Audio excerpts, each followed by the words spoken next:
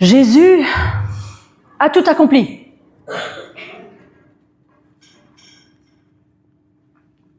Rentrons chez nous. Plus rien à faire. Tout est accompli. L'un des aboutissements de ce texte biblique, tout est accompli, c'est cela, cette affirmation. Le christianisme n'est pas une religion, c'est une relation. Je suis persuadée que vous avez tous déjà entendu ça. Oui? Non? Jamais? C'est vrai? Cette phrase-là, vous ne l'avez jamais entendue? Ah, merci. Quand même, beaucoup l'ont déjà entendue.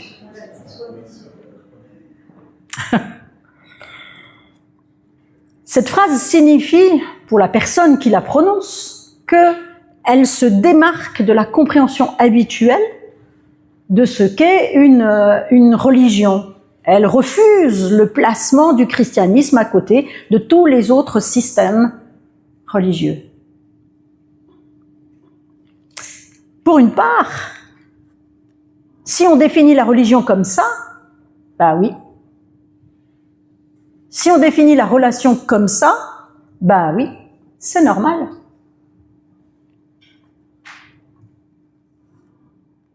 Si la religion est un ensemble de pratiques et de rites, avec des croyances et des dogmes qui définissent le rapport de l'homme à Dieu,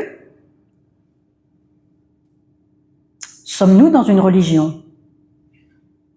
Nous qui voulons grandir dans la présence de Dieu. Je vais laisser planer le suspense encore pendant un certain temps, avant de vous donner ma réponse. Et si le christianisme est une relation, juste une relation avec Dieu, et le reste je m'en fiche,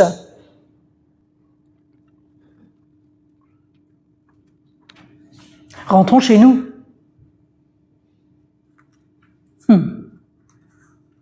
Donc pour moi, cette phrase est fausse. Je vous mets le spoiler tout de suite.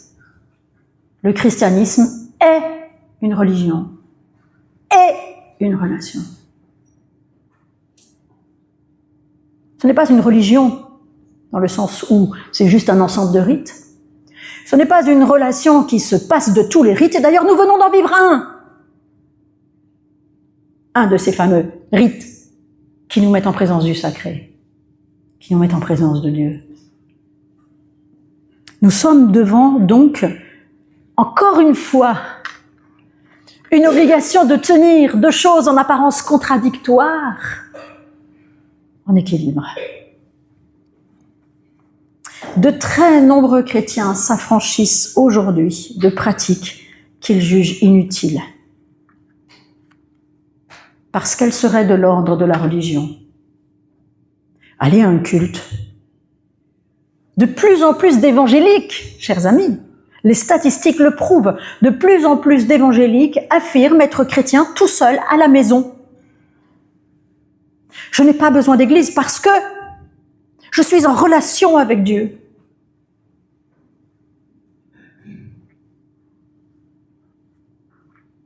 Prier avec des frères et sœurs.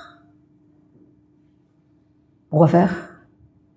Je suis en relation directe. Ils ont le fil rouge Washington-Moscou.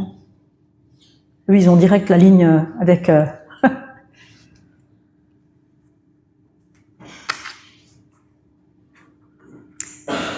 Et d'un autre côté, beaucoup de chrétiens aujourd'hui souffrent de ne pas se sentir connectés à Dieu. Ça aussi, on le trouve de plus en plus souvent dans nos milieux évangéliques.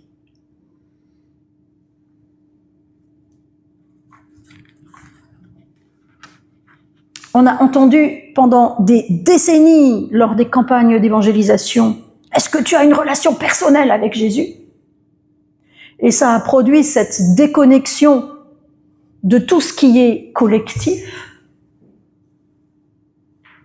Et puis maintenant, on entend des hommes et des femmes soucieux de vivre avec une réelle profondeur, une authenticité, leur vie avec Dieu, qui disent « Je me sens pas connecté. Qu'est-ce que j'ai fait? Comment améliorer ma connexion à Dieu ?» Oui, alors on est ultra connectés aujourd'hui dans notre société. On a tous dans nos poches des smartphones, des beepers, tout un tas de gadgets. Et quand on appuie sur les boutons et qu'à la seconde, on voit le petit rond là qui rame, ça vous dit quelque chose, ça? Quand notre ordinateur ne se lance pas dans les 10 secondes, pour nous, il y a un problème. Et inconsciemment, mes frères et sœurs, on colle ça sur la relation et la connexion à Dieu. Oh, je rame en ce moment. Je ne sais pas où j'en suis dans ma relation à Dieu. Comment est-ce que je sais si la relation que j'ai avec Dieu est bonne? Et si je ressens rien? Et si ça rame dans ma vie? Et qu'est-ce que ça veut dire que ma relation avec Dieu est bonne?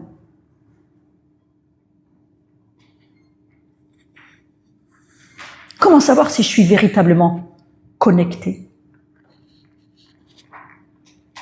Comment se reconnecter si je suis déconnecté? Voilà, ça va loin, hein. On est dans l'hyperconnectabilité. Et puis, en allant encore plus loin, c'est quoi être en relation avec Dieu?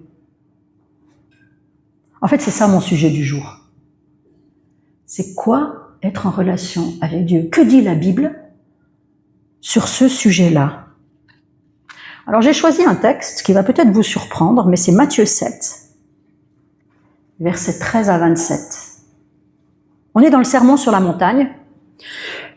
La première partie nous décrit l'homme du royaume. Ensuite, une deuxième partie, principalement Matthieu 7, nous parle de justement la relation de ce nouvel homme du royaume avec Dieu. Et c'est la fin de ce chapitre que je souhaite lire avec vous. Entrez par la porte étroite, dit Jésus dans l'évangile de Matthieu. On verra tout à l'heure ce que c'est que cette porte étroite. Car large est la porte, spacieux est le chemin qui mène à la perdition. Et il y en a beaucoup qui entrent par là. Mais étroite est la porte, resserré le chemin qui mène à la vie, et il y en a peu qui le trouvent. Gardez-vous des faux prophètes. Purée de zut, qu'est-ce que ça vient faire là? Les faux prophètes qui vous annoncent que la porte, elle n'est pas ici, mais qu'elle est là. Eh oui, ça a tout à voir ici. Gardez-vous des faux prophètes, ils viennent à vous en vêtements de brebis, mais au-dedans, ce sont des loups ravisseurs. Vous les reconnaîtrez à leurs fruits. Cueille-t-on des raisins sur des épines ou des figues sur des chardons? Et là, tout le monde, même s'il n'est pas agriculteur, il dit non. Tout bon arbre porte de bons fruits, mais le mauvais arbre porte de mauvais fruits. Un bon arbre ne peut porter de mauvais fruits, ni un mauvais arbre porter de bons fruits. Tout arbre qui ne porte pas de bons fruits est coupé et jeté au feu. C'est donc à leurs fruits que vous les reconnaîtrez. Deuxième catégorie de personnes qui ont un souci avec la porte, puisque c'est ça le sujet. Ceux qui me disent « Seigneur, Seigneur » n'entreront pas tous dans le royaume des cieux, mais celui-là seul qui fait la volonté de mon Père qui est dans les cieux. Plusieurs me diront en ce jour-là, on parle du jour du retour du Seigneur, « Seigneur, Seigneur, n'avons-nous pas prophétisé par ton nom? N'avons-nous pas chassé des démons par ton nom? N'avons-nous pas fait beaucoup de miracles par ton nom? Mais enfin, pourquoi tu nous fermes la porte ?» Alors je leur dirai ouvertement, « Je ne vous ai jamais connu. Retirez-vous de moi, vous qui commettez l'iniquité. » Ouais, quand même, t'es gonflé avec tout ce qu'on a fait, avec notre curriculum vitae de chrétiens splendide, magnifique, extraordinaire. C'est pourquoi, continue Jésus, quiconque entend ces paroles que je dis et les met en pratique sera semblable à un homme prudent qui a bâti sa maison sur le roc. La pluie est tombée, les torrents sont venus, les vents ont soufflé, se sont jetés contre cette maison. Elle n'est point tombée parce qu'elle était fondée sur le roc. Mais quiconque entend ces paroles que je dis et ne les met pas en pratique sera semblable à un homme insensé qui a bâti sa maison sur le sable. La pluie est tombée, les torrents sont venus, les vents ont soufflé, ont battu cette maison. Elle est tombée et sa ruine a été grande. C'est un texte qui est compliqué et dur, malgré son apparente simplicité. Beaucoup de chrétiens sont interloqués par ces passages où, avec ce que ces chrétiens ont fait pour l'œuvre du royaume et que Jésus reconnaît lui-même comme ayant été réellement fait, ils ont réellement chassé des démons. Si Jésus le dit, c'est qu'ils l'ont fait. Ça sort de la bouche de Jésus, ça. Et il rentre pas. Qu'est-ce qui s'est passé? Alors je vous propose de faire un court, très rapide passage de l'Ancien Testament jusqu'au Nouveau Testament sur ce que la Bible dit de la relation que nous sommes censés avoir à Dieu. Et puis ensuite, je prendrai quelques instants pour parler des travers de notre siècle, qui nous impactent parce que, mes frères et sœurs, il faut arrêter de nous croire parfaits. Nous sommes les enfants de ce siècle. Ça veut dire que nous sommes touchés, notre relation à Dieu, notre manière de concevoir la vie spirituelle est impactée par ce que la société nous propose comme modèle et comme valeur de vie. Et donc nous devons, en tout temps, ouvrir les yeux sur les valeurs que le monde nous propose comme étant fondamentales. La grille de lecture de la vie que le monde nous propose et vérifier si ça correspond ou pas à la grille de lecture de la Bible. Surtout sur cette question majeure de la relation à Dieu. On y va? De toute façon, vous n'avez pas le choix, c'est prêt. Le repas est préparé. Et je vais vous le servir, même si vous me dites non, je ne veux pas. À moins que le Saint-Esprit me tombe dessus et change tout le programme, mais ça c'est son job à lui, c'est pas le mien. Dans l'Ancien Testament, que nous disent les textes de la relation à Dieu?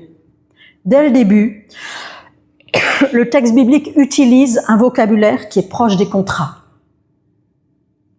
pour désigner le lien qui existe entre les hommes et Dieu. C'est un contrat. Et plus particulièrement un vocabulaire de droits et de devoirs. Alors, on le sait, on est dans le cadre d'une alliance. Une alliance, ça se construit sur un contrat, un engagement. N'est-ce pas? Si vous êtes marié, vous n'avez peut-être pas de contrat signé chez le notaire, mais l'État a enregistré un certain nombre de réalités qui doivent être vécues dans votre relation de couple, d'alliance. C'est comme ça. Droit et devoir. Connotation légale et juridique. Mais on trouve très rapidement dans l'Ancien Testament, à côté de cette réalité du contrat avec des droits et des devoirs, qui est comme une ligne qui traverse tout l'Ancien Testament, on trouve à côté de cette ligne une autre ligne, qui est une ligne affective. Pensez au livre du prophète Osée. Au fur et à mesure que l'Ancien Testament avance, on voit d'ailleurs cette ligne affective qui prend de plus en plus de place, qui s'exprime de plus en plus clairement. Dans le livre du prophète Osée, la relation du peuple d'Israël avec Dieu est décrite comme un amour bafoué. Je vous cite ici le livre Pour une fois réfléchi. L'époux, Dieu, exprime son désir de communion et de relation harmonieuse avec sa bien-aimée, le peuple. Son sentiment de tristesse, sa colère vis-à-vis de son infidélité et surtout sa bonté inouïe parce qu'il se montre prêt à pardonner et à repartir à zéro avec le peuple. Tout l'Ancien Testament est traversée par ces deux lignes.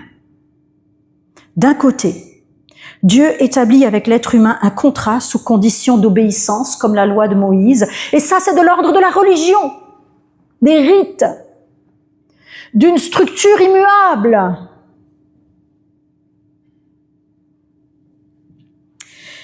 Et de l'autre, Dieu se révèle et promet de façon unilatérale de faire grâce à cause de son amour pour l'humanité. Quelques exemples de ces deux lignes qu'on retrouve dès le début, dès Genèse, dans le jardin. Le commandement est là. Il n'est pas respecté, le résultat est là, ils sont chassés. Et pourtant, en même temps, Dieu promet que la descendance d'Adam et Ève sera victorieuse du mal. Vous voyez le fameux proto-évangile, nous les théologiens qui aimons bien les gros mots, on appelle ça le Genèse 3,15, on appelle ça le proto-évangile. Quand la descendance de Jésus écrasera le talon le serpent, la tête du serpent qui mordra le talon. C'est l'annonce de l'évangile qui démarre dès Genèse. Et puis ensuite, on voit que les deux lignes continuent successivement à se construire pour mettre fin à l'expansion du mal. Dieu décide d'envoyer le déluge. Genèse 6. Tu désobéis, j'envoie tout balader. Mais en même temps, Genèse 8, Dieu fait la promesse à Noé qu'il ne détruira plus la terre et qu'il fait alliance, encore une fois.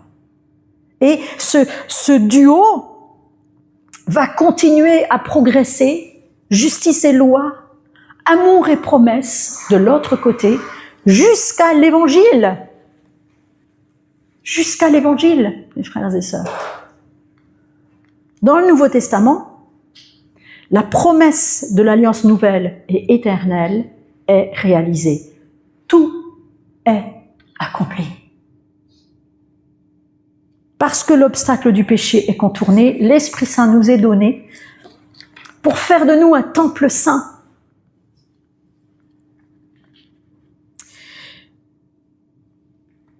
Hébreux 8, 13 nous dit, est-ce que je l'ai mis ou pas?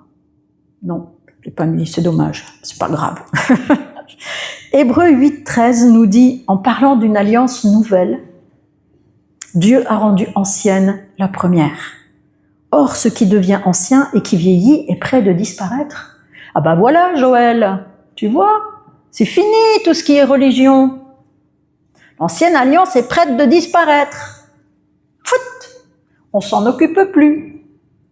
On aime, comme dit Augustin, et on fait ce qu'on veut.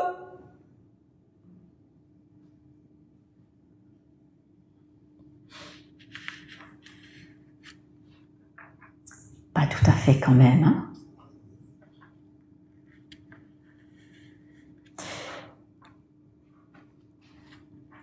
Parce que si le Nouveau Testament affirme très clairement que le don de Dieu en Jésus règle un certain nombre de problèmes issus de notre histoire humaine depuis le Jardin d'Éden, comme le péché et ses conséquences, la condamnation, le mal.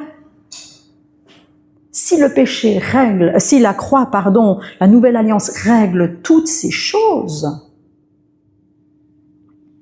cela ne signifie pas, et Jésus le dit clairement dans le Sermon sur la montagne, cela ne signifie pas que tout le contrat n'existe plus.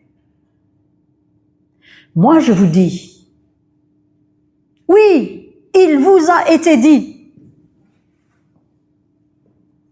tu dois te rendre une fois par an à Jérusalem pour la Pâque. Moi, je vous dis, vous devez aller à l'église tous les dimanches. Oups, non, c'est pas ça.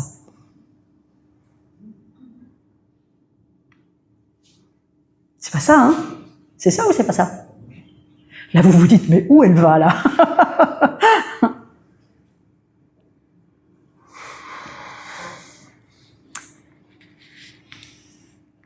La nouvelle alliance n'abolit pas l'ancienne, elle la remodèle. Donc, je le dis souvent aux personnes qui me posent la question, est-ce que je suis obligée d'aller à l'église tous les dimanches? Non. Tu n'es pas obligé d'aller à l'église tous les dimanches. Je crois qu'on en a parlé hier soir avec les ados. Non, tu n'es pas obligé d'aller à l'église tous les dimanches. Mais, si tu veux grandir dans ta foi, tu ne peux pas te passer de tes frères et sœurs. Ou alors, Jésus aurait eu un seul disciple. Jésus en a pris 12, et on sait bien qu'entre eux, ils ont dû apprendre à vivre l'amour. Ils ont dû apprendre à vivre l'unité. Et on sait bien que dans les actes des apôtres, à chaque fois que quelqu'un se convertissait, paf, il était ajouté à l'Église. Donc oui,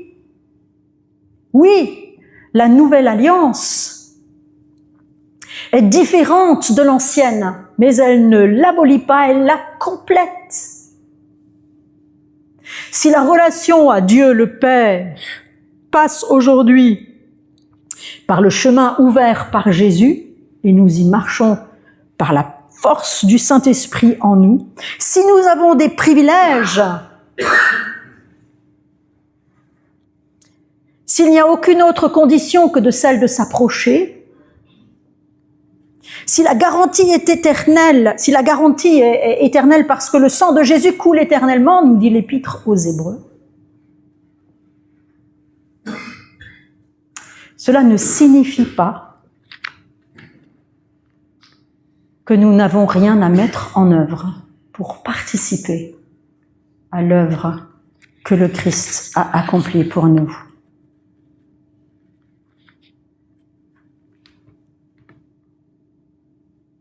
Relation, compréhension de ce que Jésus a fait pour moi. Et puis oui, des lieux, des places, des actes, que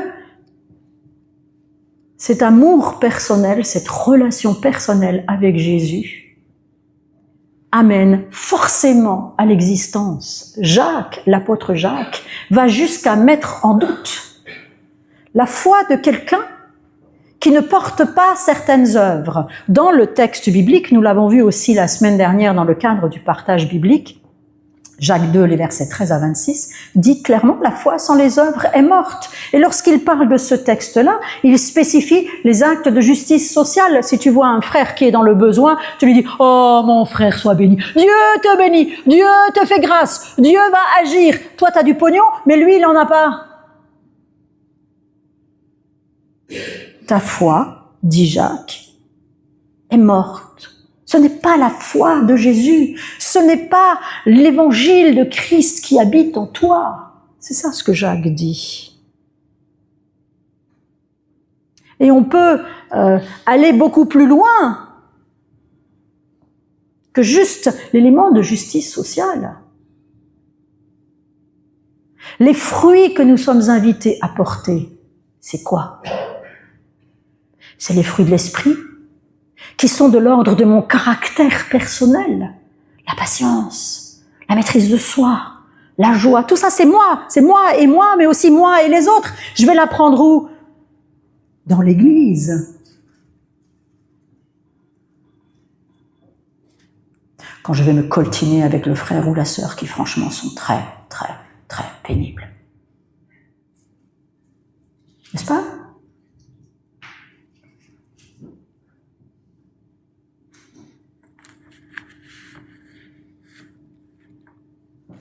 Alors, je vais passer les deux suivantes. Oups. Que dit notre siècle?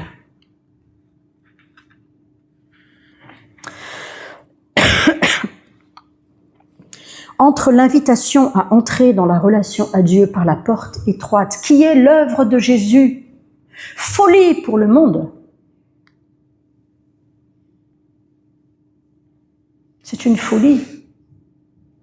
Disons-le clairement. C'est du n'importe quoi. La porte étroite dont parle Jésus, qui nous est rapporté par l'évangile de Matthieu, c'est le fait d'accueillir que Dieu lui-même, en Jésus, est mort pour nos péchés. Un Dieu qui vient sur la terre, ça n'existe pas dans le judaïsme. Ça existe dans les mythologies grecques, mais jamais il meurt. Jamais il meurt dans la mythologie grecque. Toujours, ils utilisent les humains pour parvenir à leur propre fin. Donc c'est aussi une folie. Scandale et folie. Ça, c'est la porte étroite. Dieu est venu mourir pour moi. C'est une réalité. Et puis, dans le texte de l'évangile de Matthieu, 2 voies sans issue sont présentées. Les faux prophètes et ces ultra-charismatiques qui chassent des démons, qui font tout un tas de choses extraordinaires, mais qui ne sont pas reconnus par Jésus. Je vais commencer par cela. Parce que ça me parle très fort de ce que notre siècle aujourd'hui met en avant. La place centrale du ressenti et des émotions dans notre société postmoderne. C'est l'une des révolutions les plus spectaculaires à partir du 19e, 20e siècle. Il n'y a plus de vérité préétablie, c'est ce que je ressens, ce que je vis, qui est la vérité. Et tout le monde doit m'accepter. Si je dis que je suis un chat, tu dois me traiter comme un chat. Il y a des gamins aux États-Unis qui affirment être des chats. Et quand la maîtresse demande aux gamins, je vous raconte pas des cracks, hein, c'est la réalité, ça. Hein. Quand la maîtresse demande aux gamins de ne pas se coucher sous le bureau, mais de s'asseoir sur une chaise, comme tous les enfants, il répond qu'il est un chat, et donc que sa place est sous le bureau. La maîtresse insiste, la maîtresse reçoit une convocation de la part des parents qui ne supportent pas que l'identité de l'enfant ne soit pas respectée. Donc on est loin des problématiques de genre. Hein. Ça, on est très très loin. Ce que je ressens est la vérité ultime. Est-ce qu'on peut ressentir Dieu ?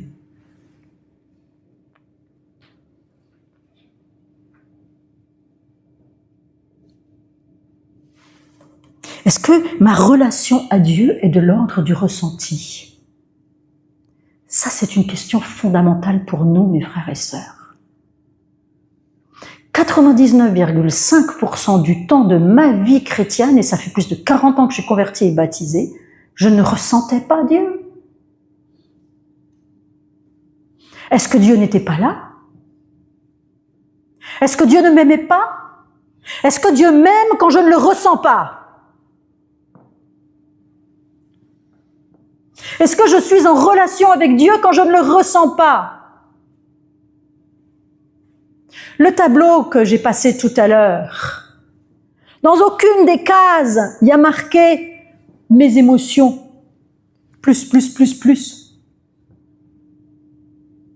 Il y a une confusion absolument incroyable sur la question de la présence de Dieu dans nos sociétés. Parfois, Dieu permet qu'on le ressente. Amen, alléluia, c'est magnifique. Paul, sur le chemin de Damas, il a ressenti le coup de jus passer. Hein. Et beaucoup d'entre nous, nous avons vécu des expériences fondamentales. Mais la question de ma relation à Dieu ne doit pas dépendre de mes ressentis. Et si je la fais dépendre de mes ressentis, alors je suis tellement mal.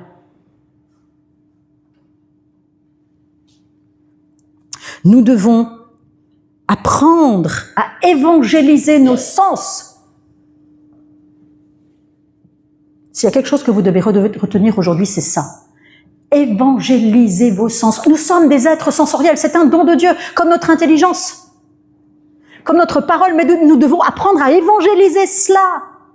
Si un jour je me sens comme un rhinocéros dans un magasin de porcelaine, oh là là, j'ai encore fait plein de conneries, oh là, Seigneur, je te demande pardon, ma relation à Dieu, c'est oh là là là là là là, je me sens comme un rhinocéros. Est-ce que Dieu n'est pas là ? Est-ce que Dieu ne m'aime plus ? Est-ce que la relation est abîmée ? Trop souvent, nous croyons que la relation à Dieu est abîmée à cause de nos ressentis ou de nos actes ou de nos absences ou de nos péchés ou de nos... Mais la relation à Dieu, elle n'existe pas sur la base de ce que nous faisons.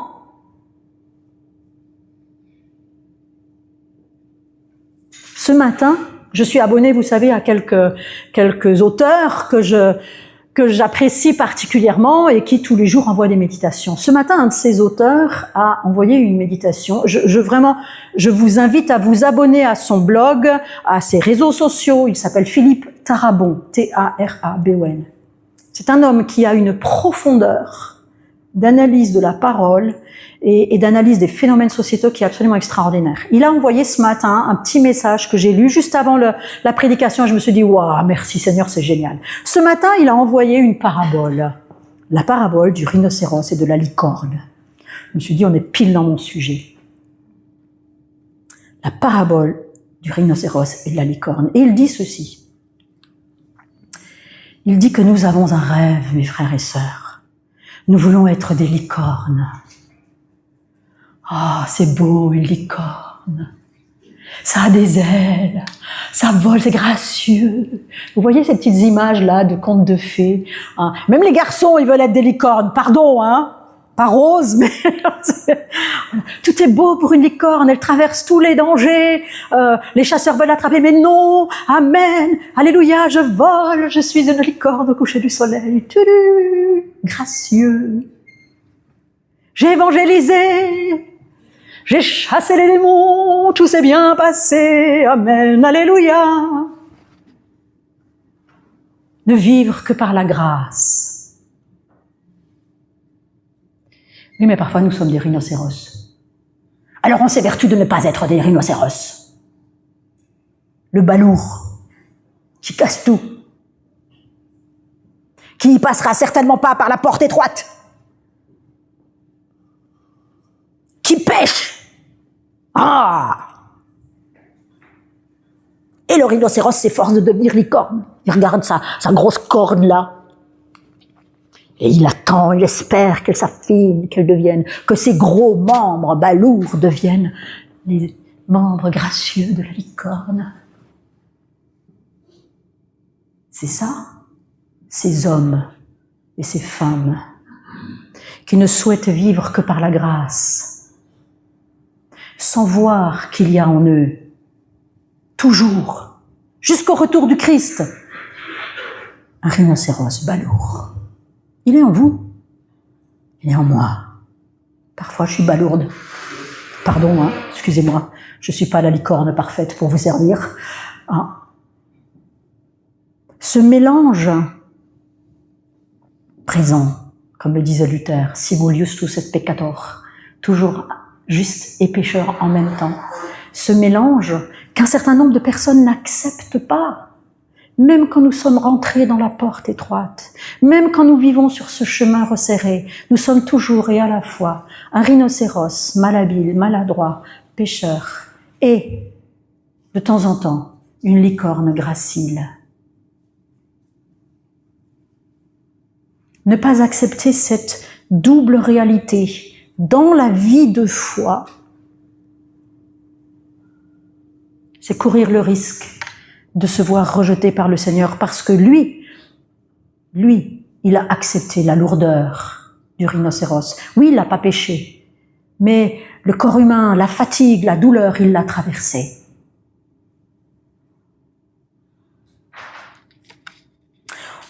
Sylvain Romerovski, je suis en train de lire un de ses gros pavés sur l'Ecclésiaste, dit ceci.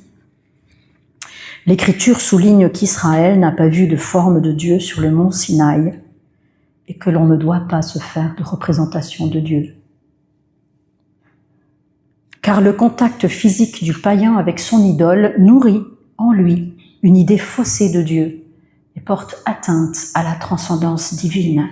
Le païen a le désir de voir sa divinité, de la toucher, alors que Dieu est invisible et habite une lumière inaccessible. Prétendre sentir Dieu ou sa présence, objectiver l'amour de Dieu en une réalité que nous pourrions ressentir, est-ce que cela ne relève pas d'une mentalité semblable au paganisme? C'est fort, hein? Alors je dis oui et amen quand je ressens Dieu.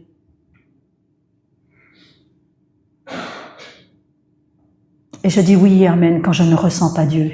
Ma relation ne dépend pas de cela.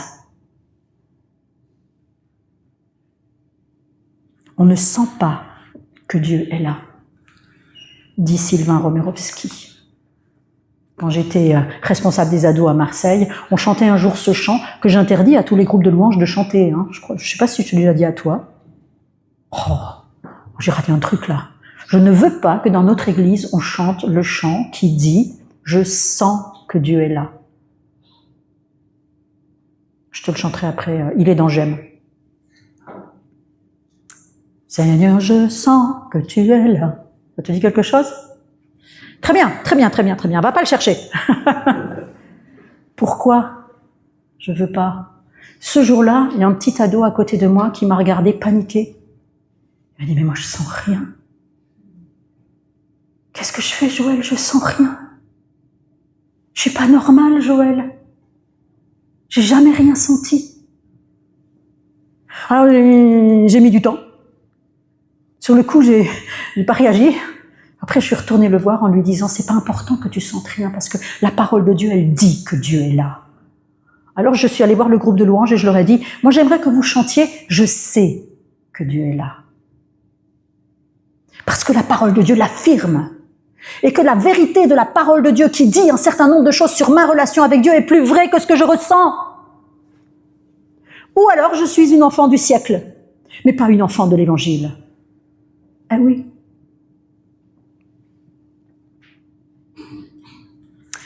Deuxième moment, deuxième aspect fondamental de notre société, et je vais terminer par ça. Non, j'ai une conclusion encore après.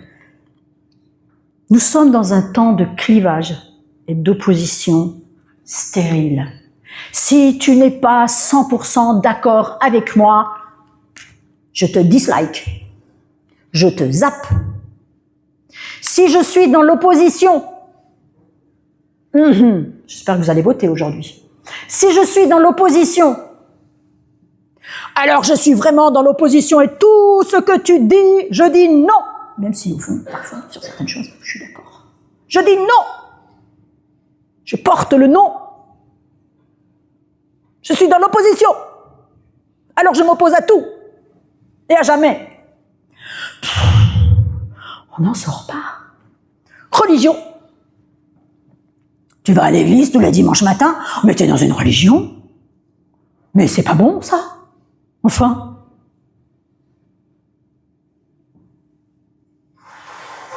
Je vous garantis, j'ai trouvé, lorsque j'ai passé cette question dans une intelligence, un truc d'intelligence artificielle, j'ai trouvé un nombre impressionnant de sites qui répondent oui à la question.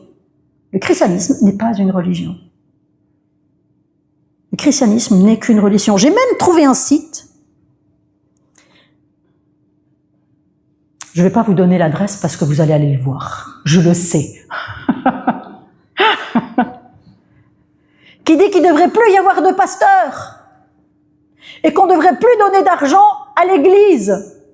Sauf que eux, ils te proposent, devinez, de t'abonner et c'est payant. On arrive à des, pardon mes frères et sœurs, à des idioties. Vraiment.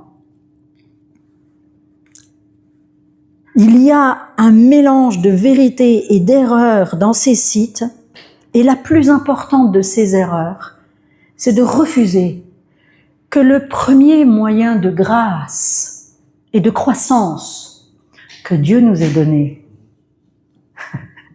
c'est la communauté. Alfred Kuhn, qui est décédé aujourd'hui, a écrit un livre qui reprend une grande partie des verbes, très souvent à l'impératif, il y en a 95 qui ont été recensés, qui suivent, donc des verbes qui suivent ou précèdent l'expression les uns les autres. Ah oui, mais moi je suis pas dans une religion, mais je peux plus aimer mes frères et sœurs, parce que j'en vois jamais, etc., etc., etc. C'est la dynamique du corps qui est empêché, si vous n'acceptez pas que le christianisme est une religion, un ensemble de rites et une relation, chacune à sa place. La relation imbibant les rites d'une profondeur et d'un sens. Alors en conclusion, en conclusion, Dieu a toujours pris l'initiative de la relation avec l'être humain, que ce soit avant le péché ou après le péché. Il vient, il parle, il appelle, il agit.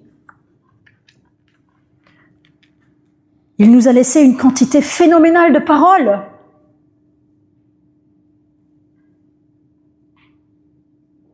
Phénoménale. Ouvrez votre Bible. Si vous ne sentez plus votre relation à Dieu et que vous n'arrivez pas à vous dire que la vérité qui est décrite dans les Écritures est plus importante que votre ressenti, ne restez pas enfermé dans votre ressenti, allez fourrer le nez dans les Écritures.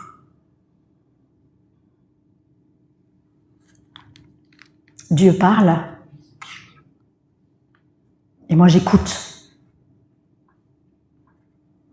Psaume 62, 11 dit, Dieu a parlé une fois. J'ai entendu 2 fois.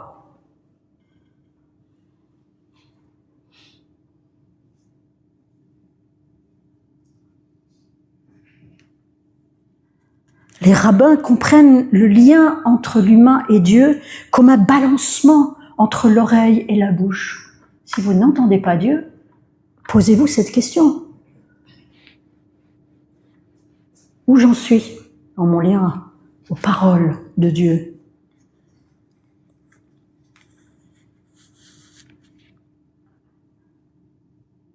Les rabbins ruminaient la Bible. Vous savez ce que c'est la rumination? Une question de vache qui avait plusieurs intestins, qui fait descendre l'herbe dans un intestin, qui passe dans un deuxième, ouf, elle le fait remonter, hop, c'est pas très ragoûtant avant le repas, ça, hein, mais bon, c'est...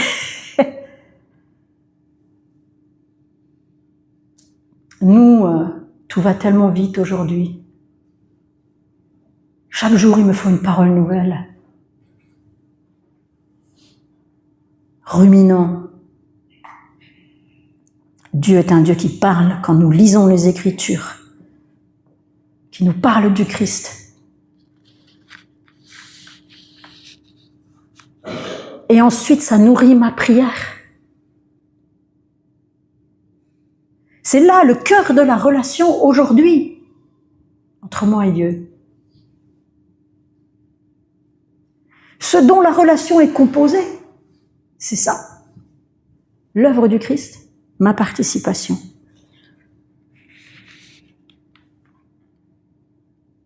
Et donc pour comprendre bibliquement la relation à Dieu, je reviens à ça, comme fondement du lien avec Dieu du côté humain. Et le deuxième fondement pour moi, c'est ça. Je construis avec mes frères et sœurs un corps.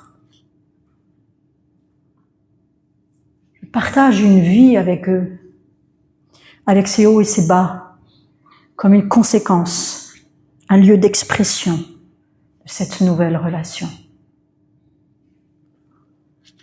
Si vous pensez que vous êtes déconnecté de Dieu et que vous n'avez pas compris que cette connexion dépend plus de Dieu que de vous, et que vous avez envie d'aller chercher ailleurs, cherchez de ces deux côtés-là. Et de ces deux côtés-là seulement. Tout le reste n'est pas biblique, c'est du baratin. C'est lui, Jésus, le Christ, ou Dieu le Père, selon les interprétations, qui a donné les apôtres, les prophètes, les évangélistes, les pasteurs et les enseignants, et qui ainsi a rendu ceux qui lui appartiennent, c'est-à-dire vous tous, aptes à accomplir leur service pour que se construise le corps du Christ. Éphésiens 4, verset 11. De cette façon, nous parviendrons tous ensemble à l'unité de la foi dans la connaissance du Fils de Dieu. Nous prendrons ensemble une stature d'adulte à la mesure de la plénitude parfaite du Christ. Alors nous ne serons plus des enfants, emportés par les vagues, par le ressenti, par la dernière vidéo YouTube, le tourbillon de toutes sortes de doctrines trompées par des personnes qui recourent à la ruse, qui sont des faux prophètes, pour entraîner les autres dans l'erreur. Au contraire, en proclamant la vérité avec amour, nous grandirons en tout vers celui qui est la tête, le Christ. Quelle gloire que cette relation avec Dieu soit basée sur un rocher aussi solide qu'est l'œuvre du Christ. Quelle gloire qu'il nous ait finalement donné ou demandé si peu. Le rhinocéros va trouver que c'est beaucoup. La licorne va trouver que c'est pas assez. N'oubliez pas, nous sommes toujours et en même temps les deux. Et ça nous donne quand même un sacré équilibre. Amen. Amen.